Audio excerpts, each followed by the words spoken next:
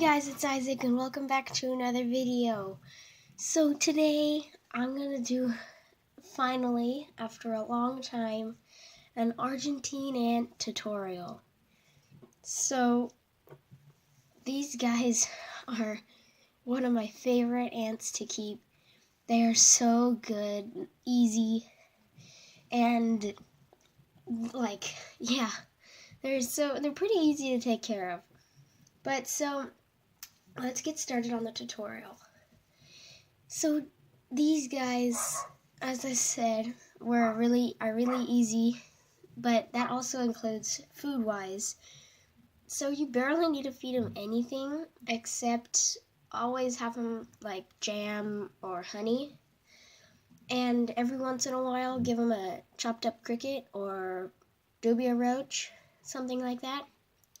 And be sure that it's small, because they have social stomachs that they suck the blood from the inside, and then they share it with the rest of the colony. So don't expect them to bring the whole thing back inside of the nest. But yeah, be sure to not put it on top of the holes, because they have a lot of holes everywhere, as you can see.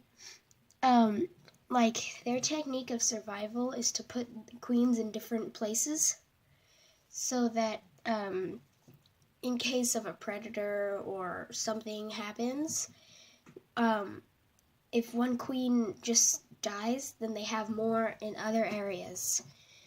And also, these guys grow incredibly quickly, so be sure you have things ready.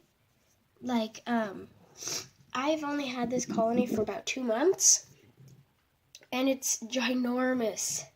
They're going from place to place constantly, and I had to make them another outworld, and they've already almost all the way covered it all the way. You can see 2 guys in there. But I like to feed crickets quite often for a protein source that they always have, because all of the brood needs protein. Dang it, I can't keep this on. Oh my gosh. But yeah, all the brood needs a protein source. So be sure you give them a good protein source every once in a while, because the queen also needs it.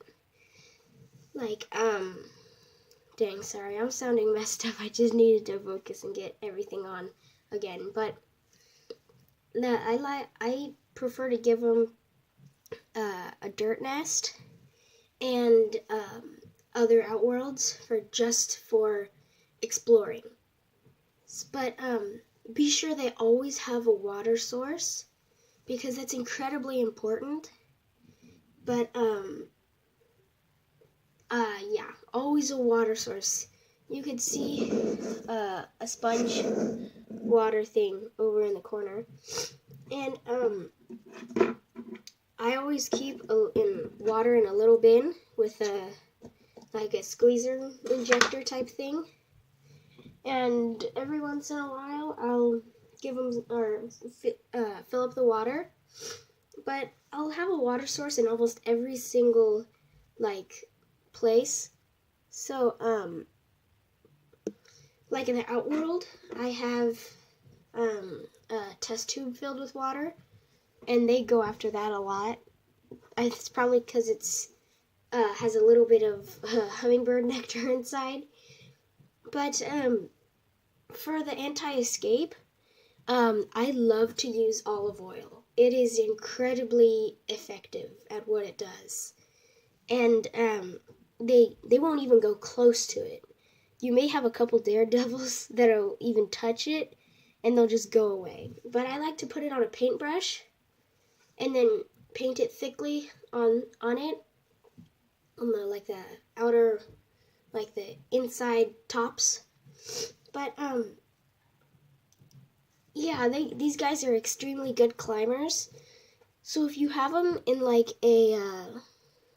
terrarium with plaster on the sides, I would say put like a different material on it and then paint it with olive oil so they don't get out, because that's important. These guys are known for pretty, like, a lot of numbers after they get out. But if you are figuring out or trying to catch a colony, just look at one of your local parks. It's much easier up over here in California because it's like got a lot of life, but it's also very warm and humid, which is what they like. And you just look at a tree. They're mostly around trees.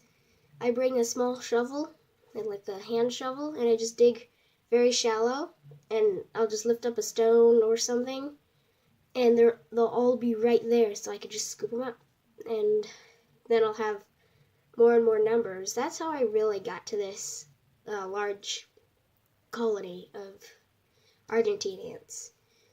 But yeah, they are very good ants to keep.